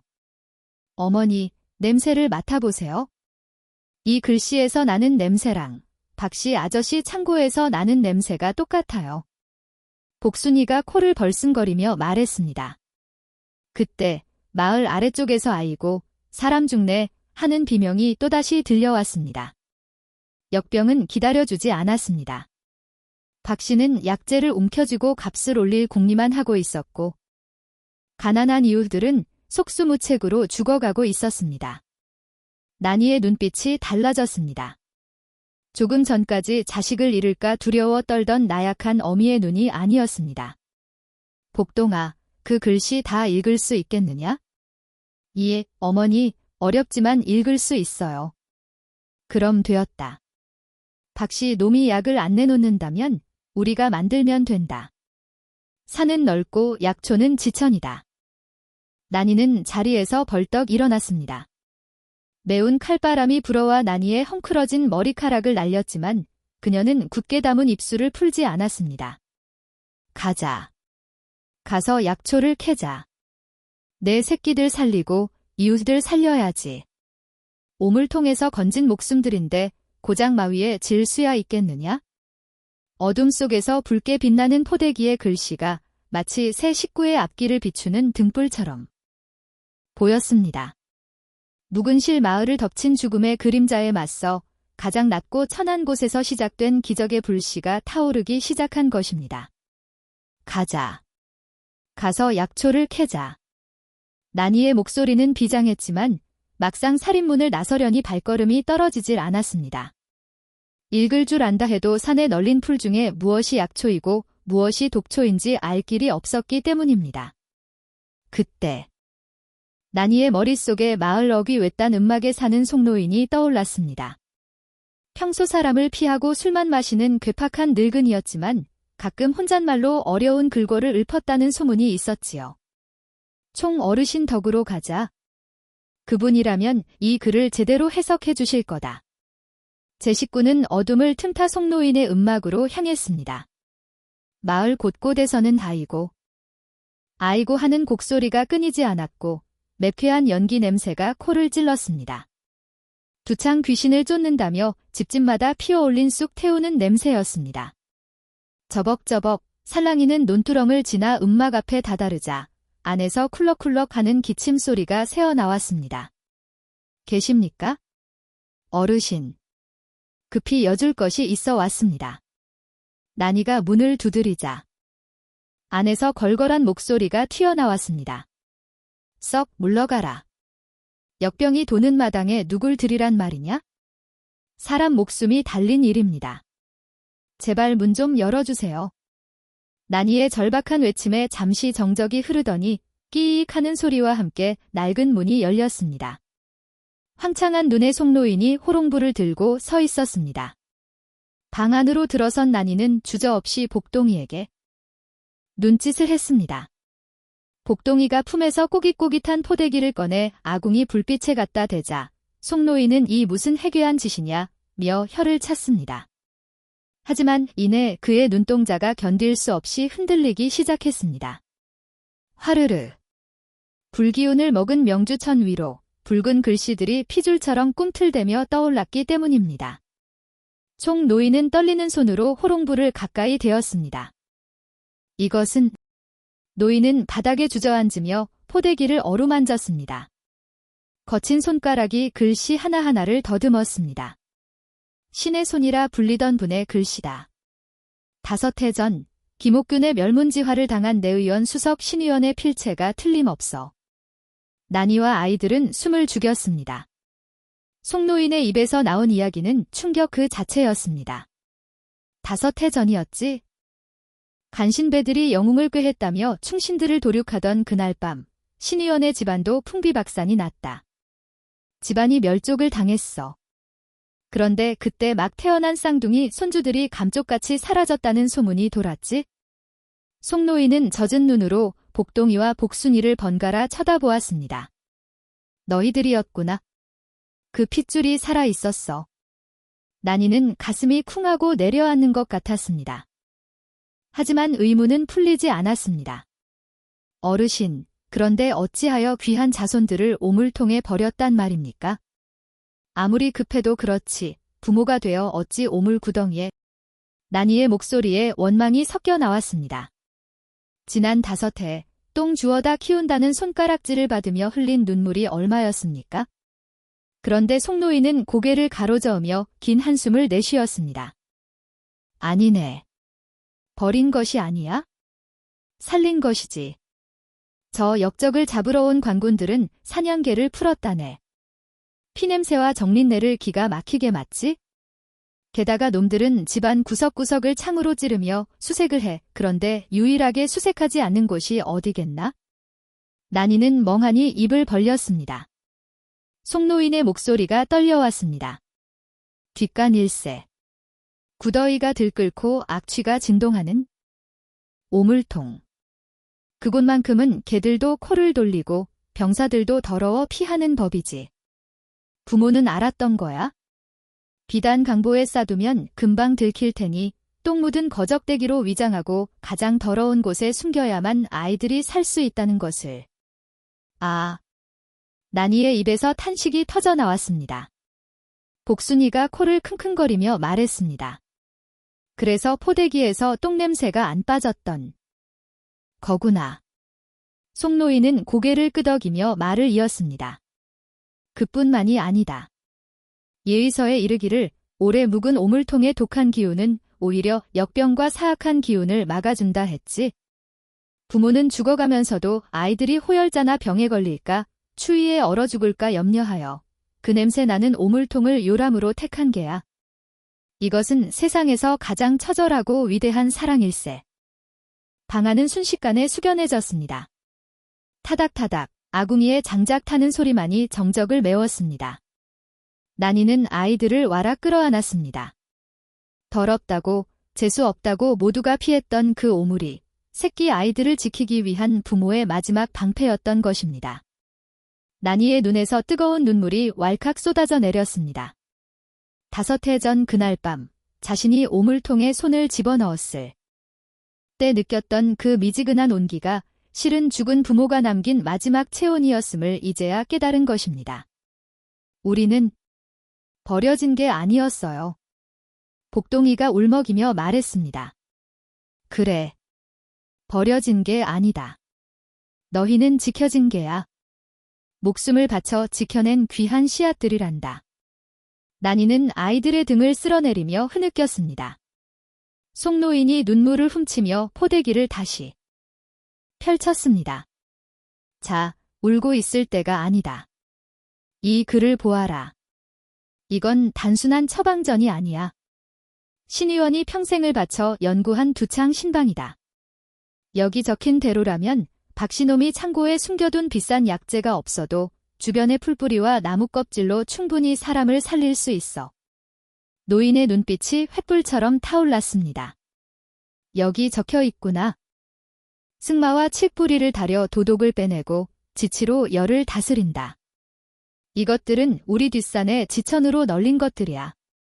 난이는 눈물을 닦고 일어섰습니다. 그녀의 눈빛은 더 이상 삭바느질이나 하던 과부의 것이 아니었습니다. 2명의 부모가 목숨을 걸고 지켜낸 아이들. 그리고 그 아이들을 다시 5해 동안 길러낸 자신. 이제 이 얽힌 인연의 끈으로 마을 사람들을 살려낼 차례였습니다. 어르신, 약초 그림을 그려주십시오. 제가 아이들과 함께 당장 산으로 가겠습니다. 밤길이 위험하다. 잔짐승도 있고 무엇보다 박씨의 눈에 띄면 장담 없습니다. 오물통 속에서도 살아남은 아이들입니다. 호랑이 구린들 못 들어가겠습니까? 난이의 단호한 목소리에 송노인은 고개를 끄덕였습니다. 그는 붓을 들어 종이 위에 약초의 생김새를 빠르게 그려나갔습니다. 스스슥 삭 지나가는 소리가 마치 칼을 가는 소리처럼 비장하게 들렸습니다. 복동아, 복순아, 잘 보거라. 이것이 너희를 낳아준 부모님이 남기신 유산이고 너희를 키운 이 어미가 세상에 갚아야 할 빚이다. 난이는 송노인이 건네준 그림과 붉은 글씨가 적힌 포대기를 품에 단단히 갈무리했습니다. 바깥에서는 여전히 찬바람이 우웅하고 울부짖고 있었지만 음막을 나서는 세 사람의 발걸음에는 거침이 없었습니다. 헉, 헉. 복동아, 발밑을 조심하거라. 난이의 거친 숨소리가 적막한 산중을 갈랐습니다. 휘휘, 초겨울의 칼바람이 나뭇가지를 흔들며 짐승의 울음 같은 소리를 냈지만 새 모자의 발걸음은 멈추지 않았습니다. 달빛조차 구름에 가려진 칠흑 같은 밤이었으나 그들에게는 남들이 갖지 못한 특별한 무기가 있었습니다. 바로 오물통에서 살아남으며 길러진 끈질긴 생명력과 짐승처럼 예리한 감각이었지요. 어머니, 이쪽이에요. 복순이가 코를 킁킁거리며 앞장섰습니다. 흙냄새 속에 쌉쌀하고 매운 냄새가 섞여 있어요. 분명해요. 아이가 가리킨 곳은 꽁꽁언 바위 틈이었습니다. 난이가 호미로 딱딱하게 굳은 땅을 내리찍었습니다. 깡, 깡. 불꽃이 튈 정도로 땅은 얼어 있었지만 난이는 손바닥이 터지는 줄도 모르고 구멍을 파 내려갔습니다. 손톱이 뒤집어지고 피가 배어 나왔지만 멈출 수 없었습니다. 이고. 흙 속에서 굵직한 칡뿌리 같은 것이 모습을 드러냈습니다. 송노인이 그려준 그림을 들고 있던 복동이가 소리쳤습니다. 맞아요. 갈근이에요. 잎은 졌지만 뿌리 모양이 그림이랑 똑같아요. 이걸 다리면 열을 내리고 독을 푼다고 적혀 있었어요. 난이는 흙 묻은 뿌리를 치마폭에 담으며 안도의 한숨을 내쉬었습니다. 고맙다.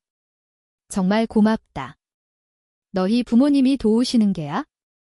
그날 밤부터 난이의 다 쓰러져가는 음막에는 밤새도록 약 다리는 냄새가 피어올랐습니다. 보글보글, 톡톡, 이 빠진 뚝배기 안에서 약초들이 끓어오르는 소리가 마치 병마와 싸우는 북소리처럼 비장하게 들렸습니다. 아궁이 불빛이 일렁이자 난이의 품속에 있던 낡은 포대기에 붉은 글씨가 선명하게 떠올랐습니다. 열을 가해야만 보이는 그 글씨들은 마치 죽은 아이들의 부모가 피로 쓴 유언장 같았습니다. 승마는 도독을 위로 띄워 보내고 자초는 피에 열을 식힌다. 비율은 3대1. 난이는 중얼거리며 약초의 양을 조절했습니다. 복동이는 옆에서 연신 부채질을 하고 복순이는 다 끓여진 약을 식히며 호호 불었지요. 어머니, 이 약에서 구수한 냄새가 나요. 박씨 아저씨의 약방에서 나는 썩은 냄새랑은 달라요. 복순이의 말에 난이는 씁쓸하게 웃었습니다. 박씨가 창고에 쟁여둔 약재는 이미 습기를 먹어 곰팡이가 슬어가고 있었으니까요. 새벽, 닭이 울기 전 가장 어두운 시각인 축시가 되자 난이와 아이들은 움직이기 시작했습니다. 마치 도둑양이처럼 발소리를 죽이고 마을로 내려갔습니다. 사그락사그락, 집신이 눈 덮인 길을 밟는 소리조차 조심스러웠습니다. 그들은 역병으로 신음소리가 새어나오는 집 대문 앞에 따뜻한 탕이 담긴 사발을 몰래 내려놓았습니다. 누구요? 인기척을 느낀 칠성이 어미가 방문을 열고 내다보았을 땐 이미 난이의 옷자락이 어둠 속으로 사라진 뒤였습니다. 칠성이 어미는 대문 앞에 놓인 김이 모락모락 나는 사발을 보고 눈을 의심했습니다.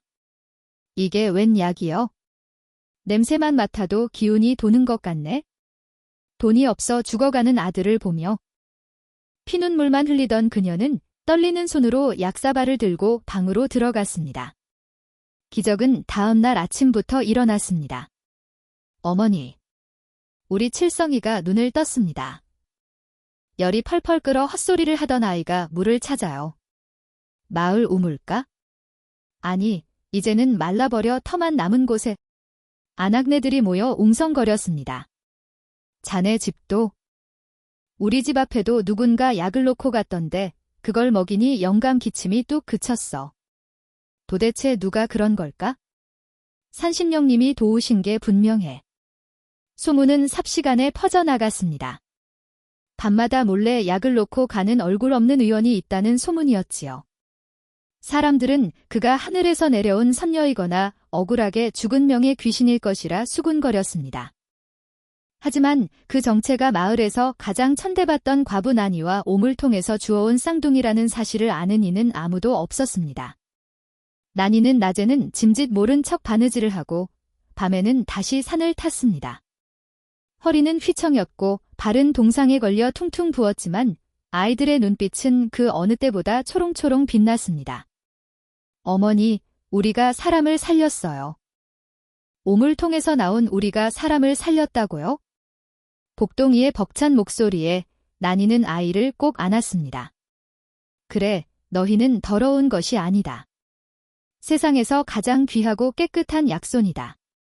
한편 기와집 사랑방에서는 쟁그랑 비싼 백자 사발이 마당으로 날아가 산산조각이 났습니다.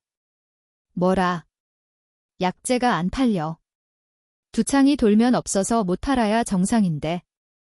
왜 파리만 날린단 말이냐? 마른 박씨는 불그락부르락한 얼굴로 이 방을 꾸짖었습니다. 나으리, 그것이 마을에 괴소문이 돌고 있습니다요. 밤마다 누군가 공짜로 신통방통한 탕을 뿌리고 다닌다고 합니다. 그 약을 먹고 낫는 사람이 한둘이 아니라 마을이 내 약방을 찾을 이유가 없어진 겁니다. 박씨의 눈이 뱀처럼 가늘어졌습니다. 그는 탐욕스럽게 수염을 비틀며 중얼거렸습니다. 공짜로 약을 뿌려? 어떤 미친 놈이 내 장사를 망치고 있어? 감히 상주 땅에서 내 허락도 없이 의원 노릇을 해. 박씨는 본능적으로 냄새를 맡았습니다. 돈 냄새가 아니라 자신을 위협하는 불길한 냄새를 말이죠. 그때 박씨의 뇌리에 며칠 전 난이가 삭바느질감을 지감을 핑계로 마을을 돌아다니던 모습이 스쳐 지나갔습니다. 그리고 그 옆에 붙어 다니던 유난히 코가 밝고 눈치가 빠른 쌍둥이 녀석들도 말이죠. 이방, 당장 포졸들을 풀게. 박씨의 목소리에 섬뜩한 살기가 감돌았습니다. 내 밥그릇을 건드리는 쥐새끼가 누군지 내 짐작이 가는 곳이 있어? 만약 그년이라면 이번엔 단순히 집을 부수는 걸로 끝나지 않을 거야.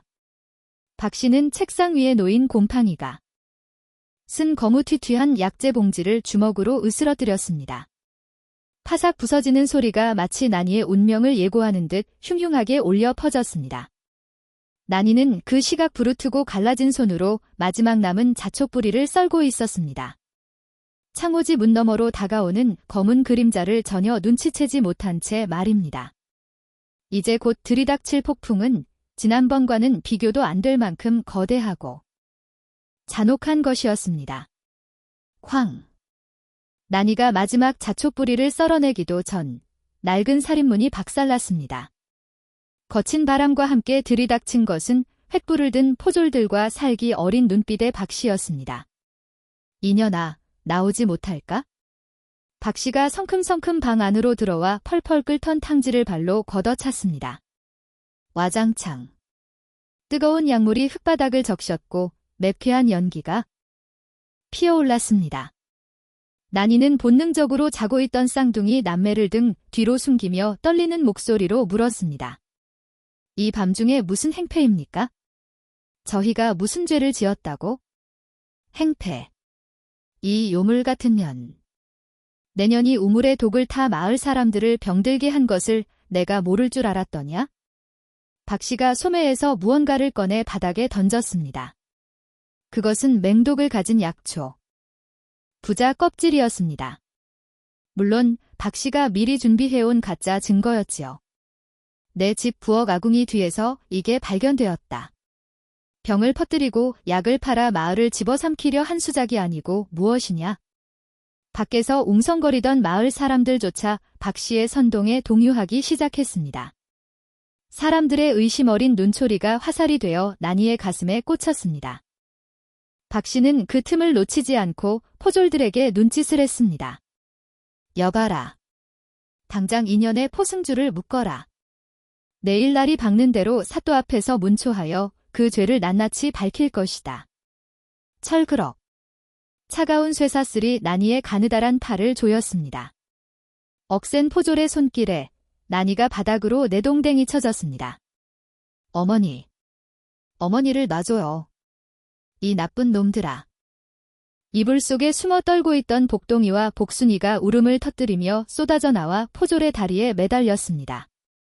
하지만 5살배기 아이들의 힘으로는 역부족이었지요. 포졸 하나가 귀찮다는 듯 복동이를 거칠게 밀쳤습니다. 꽝. 복동이가 벽에 머리를 찍고 나동그라졌습니다. 복동아. 복순아. 난이는 결박된 채로 몸부림치며 피를 토하듯 절규했습니다. 박씨, 천벌이 두렵지 않소. 하늘이 보고 있소. 내 목숨은 가져가도 좋으나 아이들만은 건드리지 마시오. 박 씨는 비릿한 웃음을 흘리며 코웃음을 쳤습니다. 죄인의 자식들도 온전할 줄 알았더냐? 2년이 옥사하는 동안 저것들도 관비로 팔아버릴 것이다. 끌고 가라. 포졸들이 난이를 짐승처럼 질질 끌고 나가기 시작했습니다. 난이는 끌려가면서도 뒤를 돌아보며 목이 터져라 외쳤습니다. 도망쳐라, 복동아. 복순아. 어서 산으로 도망쳐. 절대 잡히지 말고 숨어 있어야 해. 난이가 어둠 속으로 사라지자 음막에는 부서진 약기와 멍하니 서 있는 아이들만 남았습니다. 차가운 바람만이 뚫린 문틈으로 들어와 아이들의 눈물을 얼렸습니다. 오빠, 우리 이제 어떡해? 어머니 말씀대로 산으로 도망가야 해. 복순이가 훌쩍이며 오빠의 소매를 잡았습니다. 복동이는 이마에 흐르는 피를 소매로 쓱 닦아냈습니다. 평소에 장난기 어린 눈빛은 온데간데 없고 그 자리엔 선을 할 정도로 차분한 총기가 서려 있었습니다. 아니, 도망가지 않아. 복동이는 방구석에 던져져 있던 똥냄새가 배어 아무도 거들떠보지 않던 그 낡은 포대기를 주워들었습니다. 그리고 어머니가 숨겨두었던 처방의 사본을 품속 깊이 찔러 넣었습니다. 도망치면 어머니가 정말 독살범이 되는 거야? 우리가 가서 밝혀야 해. 하지만 저 사람들은 무서운 걸 차도나 이방도 박 씨 편일 텐데. 복동이는 복순이의 손을 꼭 잡았습니다. 박 씨한테서 나던 냄새 기억나지? 썩은 약초 냄새랑 소매 끝에 묻어있던 먹물 냄새 말이야. 그리고 이 포대기에 적힌 글씨. 우린 증거가 있어? 5살 아이들이 감당하기엔 너무나 가혹한 밤이었지만 그들은 서로의 체온에 의지해 일어섰습니다. 가자. 관아로 호랑이 굴로 직접 들어가는 거야. 눈보라가 몰아치는 캄캄한 산길 위로 2개의 작은 그림자가 움직이기 시작했습니다. 사각사각. 5해 전 오물통에서 건져진 목숨들이 이제는 세상의 거대한 오물을 씻어내기 위해 스스로 관아로 향하고 있었습니다. 밤새 눈보라치는 산길을 넘어온 아이들의 형상은 이미 너덜너덜해져 있었습니다. 상주 관아의 아침 공기는 살을 애는 듯 차가웠고 마당은 소문을 듣고 몰려나온 백성들로 발 뒤꿈치 들 틈이 없었습니다. 탁, 탁. 형방청의 늙은 형리가 곤장을 바닥에 치며 위협적인 소리를 냈습니다.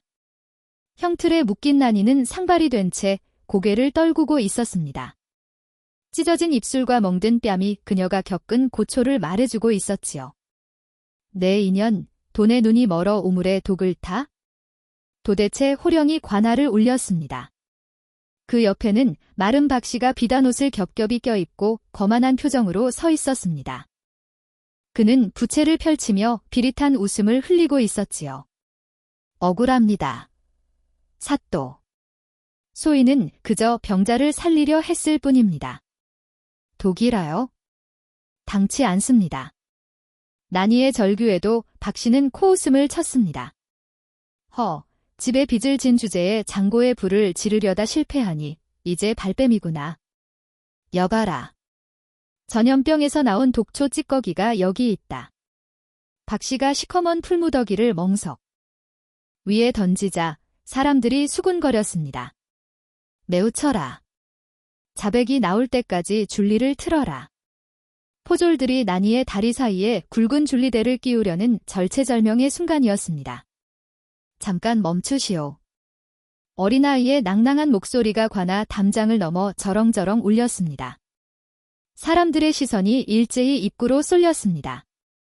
웅성거리는 사람들 사이를 헤치고 걸어 들어오는 것은 꼬질꼬질한 옷차림의 5살배기 쌍둥이 복동이와 복순이었습니다. 뭐냐, 저 피라미들은? 사또가 미간을 찌푸리자 박 씨가 혀를 찼습니다.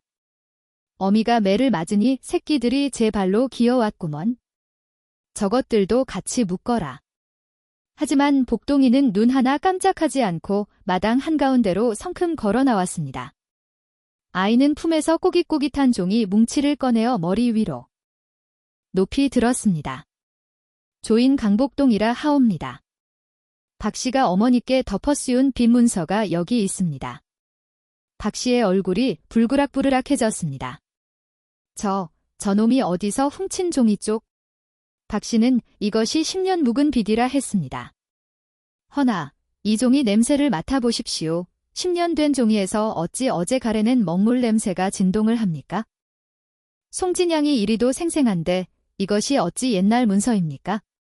사또가 눈을 가늘게 뜨고 이방을 쳐다보자 이방은 식은땀을 흘리며 시선을 피했습니다. 이번에는 복순이가 킁킁거리며 박 씨 앞으로 다가갔습니다. 박 씨가 기겁을 하며 뒷걸음질 쳤지요. 저리 가라, 냄새 나는 것들이. 냄새는 아저씨한테서 나는데요. 복순이가 코를 쥐며 말했습니다. 아저씨 소매 끝이랑 저 독초옷 찌꺼기에서 똑같은 냄새가 나요. 썩은 달걀 냄새랑 유황 냄새요. 그리고 우물 옆 흙바닥에도 아저씨가 신고 있는 집신 냄새가 배어 있었어요. 복순이의 말에 구경꾼들이 웅성거리기 시작했습니다. 가만 보니 박 씨 소매에 거무튀튀한 가루가 묻어있네. 애들 말이 맞는 거 아니? 10년 묵은 종이에서 먹물 냄새가. 날 리가 없잖아. 당황한 박 씨는 덤벼들며 고래고래 소리를 질렀습니다. 이놈들이 감히. 내가 누군 줄 알고. 새 것들은 오물통에서 건져진 요물입니다. 당장 쳐내지 않고 무엇하십니까? 분위기가 반전되려 하자 복동이는 마지막 승부수를 던졌습니다. 그는 어깨에 두르고 있던 그 냄새나고 낡은 포대기를 풀어 사또가 있는 대청 위로 휙 던졌습니다. 철퍼덕. 누렇게 뜬 거적대기가 사또의 발치에 떨어지자 좌중이 경악했습니다. 이 무엄한 놈. 이게 무슨 오물을 던지다니. 그것은 오물이 아닙니다. 복동이의 목소리가 낮고 단단하게 깔렸습니다. 그 안감을 보십시오. 어머니가 사람들을 살려낸 비방이 거기 적혀 있습니다. 그리고 그 글씨를 알아보는 눈이 있다면 이것이 단순한 거적이 아니라 한양 내위원에서도 귀하게 여기는 명주라는 것을 아실 겁니다. 사또는 호기심을 이기지 못하고 포대기를 뒤집어 보았습니다. 겉은 똥물이 배어 더러웠으나 안감은 붉은 글씨가 빼곡히 적힌 고급 비단이었습니다. 그것은 어린아이의 낙서가 아니라 깊이 있는 필체로 적힌 수준 높은 의학 비방이었습니다. 이것은 사또의 눈이 휘둥그레졌습니다. 박 씨는 사색이 되어 부들부들 떨었습니다. 포대기의 정체가 밝혀지면 자신이 역병을 이용해 폭리를 취하려 했다는 사실은 물론이고 난이의 출신 성분까지 드러나 일이 걷잡을 수 없이 커질 게 뻔했기 때문입니다. 사또, 속지 마십시오. 요술입니다. 당장 태워버려야 합니다. 박 씨가 대청으로 뛰어 올라가 포대기를 낚아채려 했습니다. 멈춰라. 복동이가 박 씨의 앞을 가로막으며 일갈했습니다. 5살 아이라곤 믿기지 않는 기백이 서려 있었습니다. 하늘이 무섭지도 않으시오? 우리 어머니는 오물통에서 우리를 건져 생명을 살렸지만 당신은 비단옷을 입고도 사람들을 죽음으로 몰아넣었소. 누가 진짜 오물이고 누가 진짜 사람인지 여기 모인 백성들은 다 알고 있어. 복동이의 서슬퍼런 외침에 박 씨는 주춤하며 뒷걸음질 쳤습니다. 장내는 찬물을 끼얹은 듯 고요해졌습니다. 사또조차 박 씨와 아이들을 번갈아 보며 갈등하는 그때였습니다. 군중 뒤에서 묵직한 목소리가 들려왔습니다. 크흠. 어린아이의 말이 구구절절이 옳구만 그래? 모든 시선이 뒤쪽으로 쏠렸습니다. 사갓을 깊게 눌러쓴 허름한 차림의 선비 하나가 곰방대를 털며 천천히 걸어 나오고 있었습니다. 누구요? 감히 여기가 어디라고 끼어들어. 마른 박 씨가 채통을 세우며 소리를 질렀습니다. 자는 쓴 산내는 허름한 대옷에 여기저기 운 자국이 선명했고 신은 다 헤어진 집신짝을 끌고 있었습니다. 영락없는 떠돌이 거지의 행색이었지요. 박 씨의 고함에도 아랑곳하지 않고 천천히 부채를 접으며 대청 마루 쪽으로 걸어왔습니다. 타박타박. 그의 발걸음 소리는 가벼웠으나 이상하게도 자중을 압도하는 무게감이 실려 있었습니다. 어린아이가 오물통에서 주운 포대이라 하여 무시할 것이 아니요. 그 속에 담긴 진실은 비단 옷을 입은 도둑놈의 뱃속보다 깨끗할 터이니. 사내의 목소리는 낮고 굵었습니다. 사또가 미간을 찌푸리며 포졸들에게 눈짓을 했습니다. 무엇 하느냐? 당장 저 미친거린 놈을 끌어내라. 포졸들이 창을 겨누며 달려들려던 찰나 산내는 품속에서 무언가를 꺼내 들었습니다. 흙먼지가 잔뜩 묻은 반쪽짜리 옥패였습니다. 햇빛을 받아 영롱하게 빛나는 그 옥패를 본 순간 포승줄에 묶여있던 나니의 눈이 커다랗게 떠졌습니다. 부인, 혹시 이것의 나머지 반쪽을 가지고 계시오? 사내의 물음에 나니는 떨리는 손으로 저골이 깊숙한 곳을 더듬었습니다. 남편이 죽어가며 아이들과 함께 남긴 유일한 유산.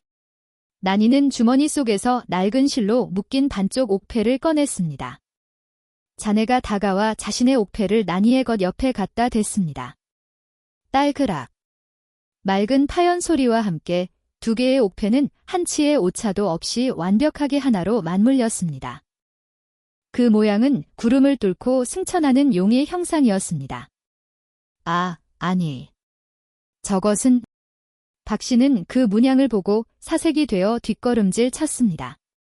그것은 5해 전 사화에 휘말려 멸문지화를 당했던 신통한 의원 김대감 댁의 상징이었기 때문입니다. 사내는 사갓을 벗어젖혔습니다. 헝클어진 머리칼 아래 드러난 눈빛은 서슬퍼런 칼날 같았습니다. 그는 나니를 보며 부드럽게, 그러나 주의가 다 들리도록 크게 말했습니다. 네, 늦어서 미안하오. 자네 시아버님 되시는 김대감과는 맞걸지간이었지? 역적의 누명을 쓰고 가문이 풍비박산 날 때 막 태어난 손주들을 살리기 위해 자네 부부가 어떤 선택을 했는지 이제야 알게 되었구려. 그리고 산내는 몸을 돌려 사또와 박씨를 노려보았습니다. 그의 손에 들린 옷 같은 물건이 드러났습니다. 둥근 노루 가죽 덩어리에 말 5마리가 새겨진 마패였습니다. 본관은 암행어사 이몽룡이다. 상주원님과 마른 박씨는 듣거라. 그의 호령이 떨어지자마자 닫혀있던 관아의 대문이 쾅하는 괴음과 함께 부서질 듯 열렸습니다. 암행어사 출도야. 암행어사 출도야. 마치 천둥이 치는 듯한 함성이 관아를 뒤흔들었습니다. 밖에서 대기하고 있던 역졸들이 구름처럼 몰려 들어왔습니다. 우르르 쾅쾅. 발구르는 소리가 지축을 울렸고 평온하던 관아 마당은 순식간에 아수라장이 되었습니다. 아이고, 나 죽네. 의자에 거만하게 앉아있던 사또는 콩비백산하여 낮아빠지며 신발도 신지 못한 채 마루 밑으로 기어 들어갔습니다. 박씨는 다리가 풀려 그 자리에 주저앉고 말았지요. 그의 얼굴은 하얗게 질려 오물에 젖은 거적대기보다 더 추하게 변해 있었습니다. 역졸들이 몽둥이를 들고 육방관속들을 포위했습니다. 죄인들은 꿇어라. 서슬퍼런 외침에 이방과 박씨는 머리를 땅에 쳐박고 벌벌 떨었습니다. 방금 전까지 나니와 아이들을 비웃던 그 기세는 온데간데 없고 오직 살려달라는 비명만이 가득했습니다. 어사는 천천히 대청 위로 올라가 사또의 자리에 앉았습니다. 그는 떨고 있는 박씨를 내려다보며 차갑게 일갈했습니다. 내 놈은 백성의 고혈을 빨아먹은 것도 모자라 역병을 핑계로 사리사욕을 채우고 무고한 생명을 해하려 했다.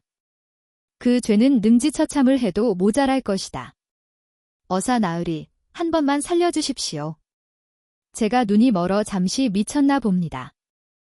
박씨가 손이 발이 되도록 빌었지만 어사는 단호했습니다. 여봐라. 저 탐관오리와 악덕마름을 당장 형틀에 묶고 관아의 창고를 열어 매점매석한 약재를 백성들에게 나눠주어라. 철썩철썩.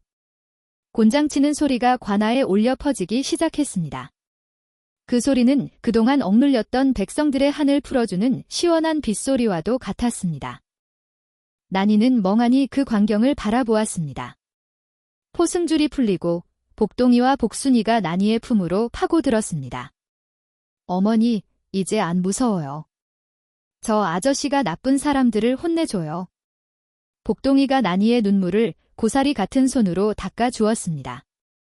어사는 형틀에 묶인 박씨를 뒤로 하고 나니와 아이들에게 다가왔습니다. 그는 무릎을 굽혀 아이들의 눈높이를 맞추었습니다. 그리고는 똥냄새가 배어있는 그 낡고 더러운 포대기를 집어들었습니다. 세상 사람들은 이것을 더럽다 피했으나 너희는 이것으로 생명을 살렸구나. 겉은 비단이나 속은 썩어 문드러진 저들과 달리 너희야말로 진정 향기로운 사람들이다. 어사의 눈가에도 옅은 물기가 서려 있었습니다. 그는 나니의 손을 잡으며 정중히 고개를 숙였습니다. 부인, 고생 많으셨소. 이제 이 아이들은 역적의 자식이 아니라 사람을 살리는 의원의 후손으로 당당히 살게 될 것이요. 관아 밖에서 구경하던 마을 사람들은 그제야 참았던 환호성을 터뜨렸습니다.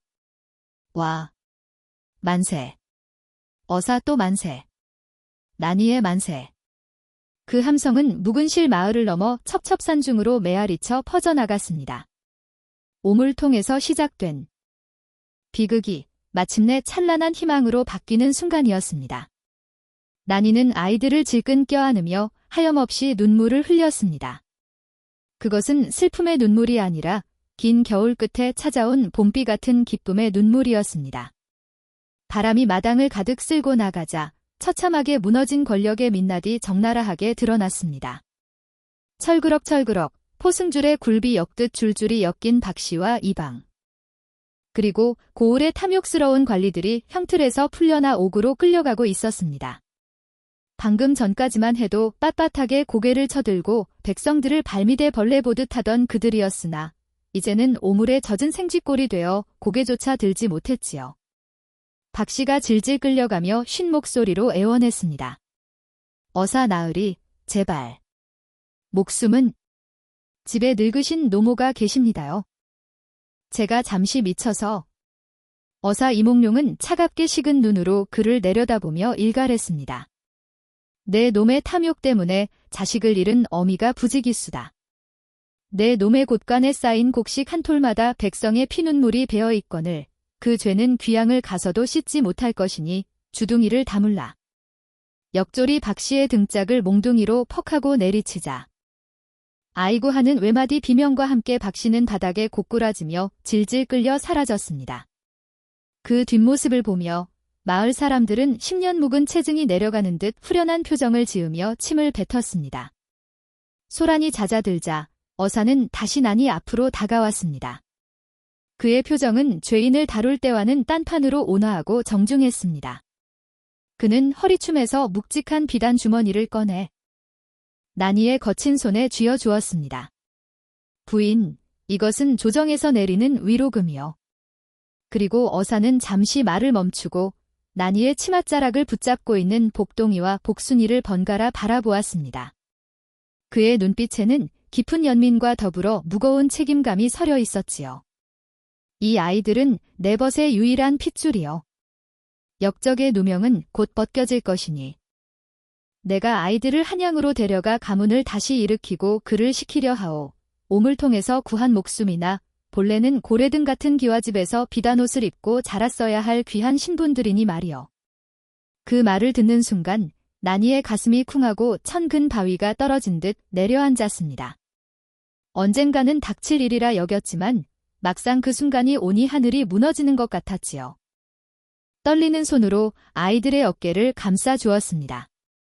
꼬질꼬질한 무명옷을 입은 아이들과 번쩍이는 비단 관복을 입은 어사의 모습은 너무나 대조적이었습니다. 나니는 입술을 깨물며 생각했습니다. 그래. 나 같은 과부 밑에서 평생 약초나 캐고 똥냄새 맡으며 사는 것보다 한양 가서 떵떵거리고 사는 게 아이들을 위하는 길이지. 내 욕심으로 아이들 앞길을 막을 수는 없어. 나니는 애써 눈물을 삼키며 억지로 웃음을 지어 보이고는 아이들의 등을 떠밀었습니다. 복동아, 복순아. 어서 나으리를 따라가거라. 가서 만난 고기도 실컷 먹고 춥지 않게 공부도 하고 훌륭한 사람이 되어야지. 목구멍에서 울음이 치밀어 아니의 목소리가 파르르 떨렸습니다. 그녀는 차마 아이들의 맑은 눈을 마주치지 못하고 고개를 획 돌려버렸습니다. 뼈에 사무칠 듯 차가운 가을바람이 나니의 텅 빈 가슴을 횡하니 훑고 지나갔습니다. 그런데 그때였습니다. 탁! 5살 복동이가 나니의 치맛자락을 꽉 움켜쥐었습니다. 복순이 역시 나니의 허리춤에 얼굴을 파묻고 고개를 세차게 저었지요. 싫어요. 안 갈래요. 어머니 두고 어디도 안 가요. 복순이가 울먹이며 소리쳤습니다. 어사가 당황하여 무릎을 굽히고 눈높이를 맞추며 물었습니다. 허허, 얘들아. 한양에 가면 굶주릴 걱정도 없고 너희를 무시하던 사람들도 없을 게다. 비단옷과 쌀밥을 먹을 수 있는데 어찌하여 마다하느냐? 복동이가 눈물을 훔치며 또랑또랑한 목소리로 대답했습니다. 대감님, 우리는 비단옷보다 어머니의 낡은 무명치마가 더 따뜻합니다. 오물통에서 우리를 건져내어 씻겨주신 분은 이분이십니다. 냄새 나는 우리를 품어주신 어머니를 두고 우리만 가서 호의호식한다면 그것이야말로 짐승만도 못한 짓이 아닙니까? 저는 어머니 곁에서 똥지게를 질지언정 어머니를 버리고 가지는 않겠습니다. 복동이의 말은 어린아이의 것이라 믿기 힘들 만큼 조리 있고 단호했습니다. 주변에서 숨죽여 지켜보던 마을 사람들의 눈시울이 붉어졌습니다. 맞습니다요. 저 아이들은 나니가 제 살 깎아가며 키운 자식들입니다. 피만 안 섞였지 배 아파 낳은 자식보다 더한 자식이지요.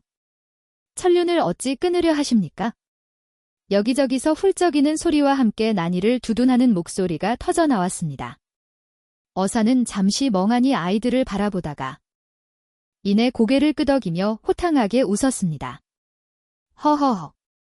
역시 김대감의 손주들 답구나. 그 기계와 효심이 하늘을 찌르는도다. 어사는 나니와 아이들의 손을 포개어 잡으며 따뜻하게 말했습니다. 내 생각이 짧았소. 핏줄보다 깊은 것이 정이라 했는데 억지로 떼어놓을 뻔했다. 아이들이 장성하여 제발로 한양을 찾을 때까지 부인이 이 아이들을 맡아주시오. 내 달마다 아이들의 양육비와 글 선생을 보내리다. 나니는 그제야 참았던 눈물을 왈칵 쏟아내며 바닥에 주저앉았습니다. 복동이와 복순이가 그런 나니의 목을 끌어안고 엉엉 울음을 터뜨렸지요. 새 모자의 울음소리가 관아 마당을 가득 채웠지만 그것은 더 이상 슬픈 곡소리가 아니었습니다. 서로의 존재를 확인하는 벅찬 기쁨의 화음이었습니다. 어사는 떠나기 전 관아의 곡간을 활짝 열었습니다. 박씨가 몰래 사재기하여 쌓아둔 곡식과 약재를 모두 풀어 곤궁한 백성들에게 나누어 주라. 그리고 묵은실 마을의 이난이는 의로운 행동으로 많은 생명을 구했으니 그 공을 치하하여 큰 상을 내리노라. 와! 사람들의 함성이 하늘을 찔렀습니다. 사람들은 나니를 향해 달려와 넙죽 엎드리고 그녀의 손을 잡으며 감사를 표했습니다. 나니네. 아니, 나니 아씨. 내가 미쳤었네. 그동안 똥냄새 난다고 미안하이. 자네가 우리 마을의 산신령이고 부처님이 일세. 어느새 해가 서산으로 넘어가고 있었습니다. 붉은 노을이 나니의 집을 비추었습니다. 똥냄새가 난다며 사람들이 코를 막고 피해가던 그 허름한 초가집이 지금은 마치 황금으로 지은 궁궐처럼 찬란하게 빛나고 있었습니다. 나니는 아이들을 품에 안고 그 광경을 바라보았습니다. 오물통에서 시작된 인연이 온갖 시련과 오물을 씻어내고 마침내 세상에서 가장 귀한 보석이 되어 빛나고 있었던 것입니다. 어사가 떠나고 이른 봄, 묵은 실마을에 둥둥 북소리가 울려 퍼졌습니다. 한양에서 임금님의 교지가 당도한 것입니다. 어명이요. 선전관의 목소리가 산골짜기를 흔들었습니다. 나니의 집 앞에는 진이한 어미라는 뜻의 현판이 걸렸고 비단과 논반 문서가 상으로 내려졌지요. 마을 사람들은 입을 다물지 못했습니다. 오물통에서 애를 줍더니 그게 다 복덩이였어. 하늘이 나니의 착한 마음을 알아준 게야. 사람들의 눈빛에는 더 이상 비웃음이 아닌 경외심이 가득했습니다. 세월은 유수와 같이 흘러 강산이 2번이나 변했습니다. 나니의 검던 머리에도 하얗게 서리가 내려앉았고 고운 얼굴에는 훈장 같은 주름이 깊게 패였지요. 어느 늦가을 해질 무렵 마을 입구가 소란스러워지더니 화려한 쌍가마가 들어섰습니다. 어머니, 소자 복동이 왔습니다. 어머니, 소녀 복순이 인사 올립니다. 가마 문이 열리고 비단 관복을 차려 입은 훤칠한 사내와 단아한 의녀가 내렸습니다. 조정의 높은 벼슬아치가 된 복동이와 내의원 의녀가 된 복순이었습니다. 난이는 버둥발로 마당을 뛰어나가 남매를 얼싸안았습니다. 아이고, 내 새끼들. 오냐 오냐, 잘 왔다. 복동이는 널쭉 엎드려 눈시울을 붉혔습니다. 어머니의 은혜 덕분에 아버님의 억울한 누명을 벗기고 가문에 의수를 되찾았습니다. 그날 밤 마을 잔치가 파할 무렵 새 모자는 집 뒤로 향했습니다. 그곳은 25년 전 난이가 오물에 손을 넣어 핏덩이들을 건져냈던 바로 그 재래식 뒷간터였습니다. 지금은 낡은 뒷간은 허물어지고 그 자리에 탐스러운 국화꽃이 만발해 있었지요. 어머니, 사람들은 이곳이 더럽다 피했으나 저희에게는 세상에서 가장 안전한 요람이었습니다. 복동이의 말에 안이는 뒷짐을 지며 빙그레 웃었습니다. 나는 모른다. 그저 너희가 숨을 쉬고 있으니 살려야 했고 배가 고파하니 먹여야 했을 뿐이다. 똥이면 어떻고 오물이면 어떠냐. 씻어내면 그만인 것을. 난이의 덤덤한 말 속에 우주를 품은 듯한 깊은 철학이 담겨 있었습니다. 소문은 천리를 갔습니다. 상주 땅 묵은실 마을 난이의 집터는 노물이 변하여 황금이 된 터라 하여 명당 중에 명당으로 꼽히게 되었습니다. 가장 낮은 곳에서 피어난 꽃이 가장 멀리 향기를 전한다는 이치처럼 오물통에서 건져 올린 기적 같은 사랑 이야기는 전설이 되어 오늘날까지 전해지고 있답니다. 오늘의 이야기가 마음에 와닿으셨다면 주변 분들에게 공유해주세요. 따뜻한 댓글 한마디도 부탁드립니다.